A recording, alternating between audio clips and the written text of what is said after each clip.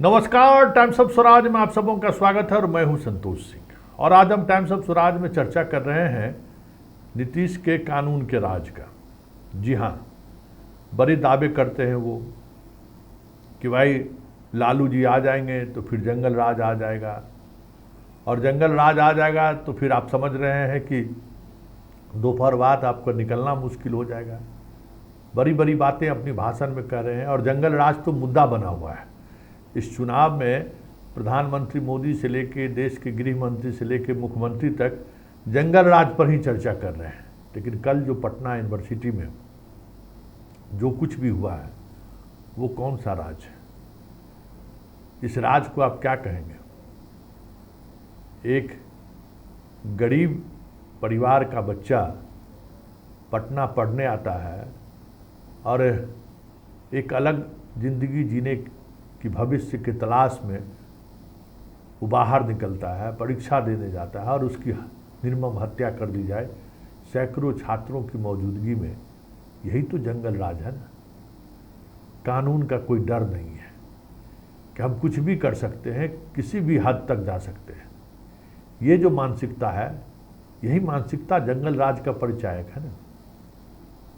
और पिछले एक घटना की हम बात नहीं करें, अगर पिछले 1-2 महीने के अंतराल की बात करें तो कई बड़ी घटनाएं पटना में घटी है। पूरे प्रदेश की बात करें तो कोई बड़ी घटनाएं घटी है, और उन तमाम घटनाओं में पुलिस हाथ पर हाथ धरे बैठी हुई है।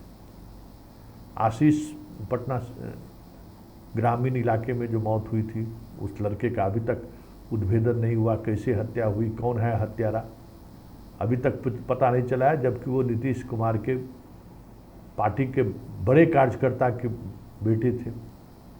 नीतीश खुद उनके यहाँ जाते थे, लेकिन पुलिस अभी तक उद्भेदन नहीं कर पाई।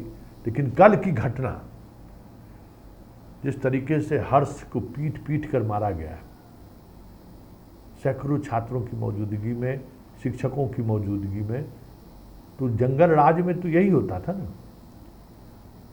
कि भाई कॉलेज के प्रिंसिपल अगर हमारे अनुसार नहीं चल रहे हैं। हमारे यहाँ के प्रिंसिपल थे विश्वनाथ बजाज, पटना किसी कॉलेज के वो प्रिंसिपल थे, मुझे नहीं याद, बचपन की बात है। उन पर बम चला दिया गया। कोई क्रिमिनल था, कोई प्रोफेसर था, यादव जी, बम चला दिए। विकलांग हो गए, अभी भी वो विकलांग है पूरा, जबकि योग्य आदमी, हमारे रोसड़ा का ही रहने वाले थे। रोसड़ा का ही एक यहाँ पटना में डॉक्टर थे, डॉक्टर दंपति का दुर्गा पूजा में उसकी हत्या हो गई थी। यही जंगल राज था ना, इसी को लोग जंगल राज कहते थे। और इसी जंगल राज को की याद आज नीतीश कुमार बार बार दिलाते हैं। देखिए, अपहरण मुख्यमंत्री आवास से होता था, ये क्या क्या नई बातें कर रहे हैं। लेकिन जिस तरीके से कल हर्ष की हत्या हुई है,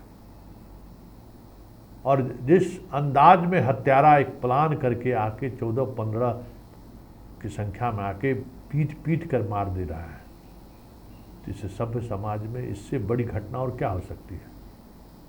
और 24 घंटे बाद भी, घटना का 24 घंटा बीत चुका है, पुलिस एक व्यक्ति को, एक चंदन यादव को गिरफ्तार किया। लेकिन घटना क्यों घटी, घटना के पीछे वजह क्या था, अभी भी पुलिस स्पष्टता के साथ कुछ भी कहने को तैयार नहीं है। पटना यूनिवर्सिटी बंद है, सारी परीक्षाएं रद्द कर दी गई है। यही न जंगल राज है। इसी राज से बाहर निकलने के लिए लोगों ने नीतीश कुमार को वोट करना शुरू किया, और आज भी वोट कर रहा है। लेकिन राज्य का डीजीपी भट्टी, जिसकी अपनी एक अलग पहचान रही है, पढ़ते अमृत होम सेक्रेटरी है, और मुख्यमंत्री नीतीश कुमार है, फिर भी लोगों में, अपराधियों में दहशत नहीं है। अपराधी खुल्लम खुल्ला गुंडागर्दी करने से परहेज नहीं कर रहे हैं। तो फिर ये गवर्नेंस का मतलब क्या है, या फिर ये कानून के राज का मतलब क्या रह गया है?